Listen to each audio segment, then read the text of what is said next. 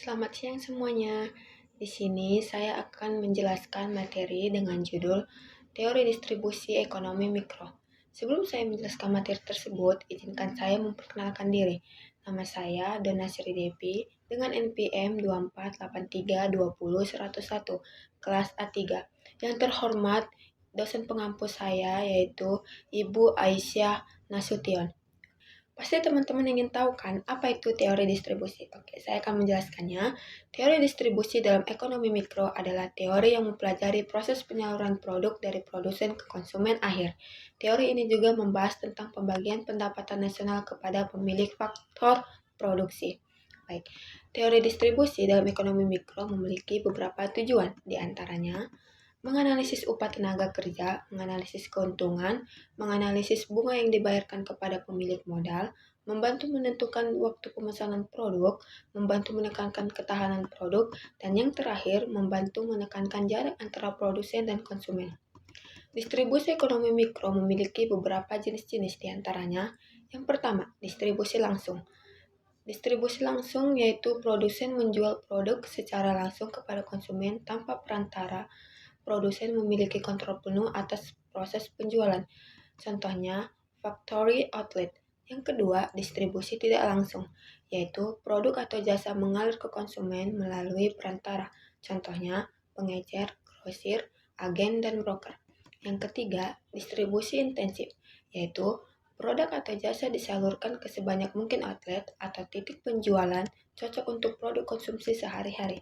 Yang keempat, distribusi selektif, yaitu perusahaan memilih sejumlah perantara tertentu untuk mendistribusikan produknya, menyimbangkan jangkauan pasar dengan kontrol atas citra produk. Dan yang kelima, distribusi eksklusif.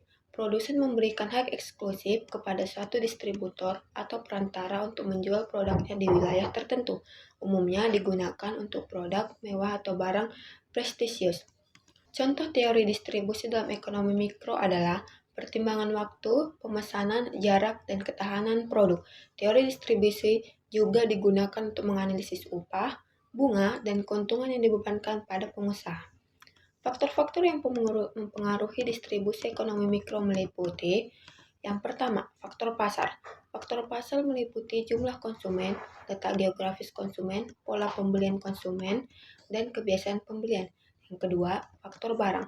Faktor barang meliputi nilai unit, barang dan besar barang, standar barang, mudah rusaknya barang, dan pengemasan. Yang ketiga, faktor perusahaan.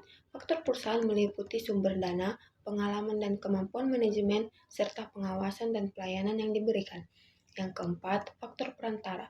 Faktor perantara meliputi sikap perantara, pelayanan perantara, kegunaannya, volume penjualan, dan ongkos. Yang kelima, faktor biaya. Faktor biaya merupakan salah satu faktor yang dapat mempengaruhi distribusi. Dan yang terakhir, faktor sifat. Faktor sifat adalah pembayaran dapat memengaruhi kegiatan distribusi. Yang terakhir, kita akan masuk kesimpulan. Kesimpulan dari teori distribusi ekonomi mikro adalah teori distribusi digunakan untuk menganalisis keuntungan, upah tenaga kerja, dan bunga modal. Teori distribusi menjadi pertimbangan dalam menentukan waktu pemesanan, ketahanan produk, dan jarak antara produsen dan konsumen.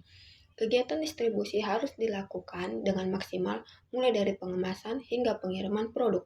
Kegiatan distribusi yang tidak maksimal dapat menurunkan kepercayaan konsumen terhadap perusahaan.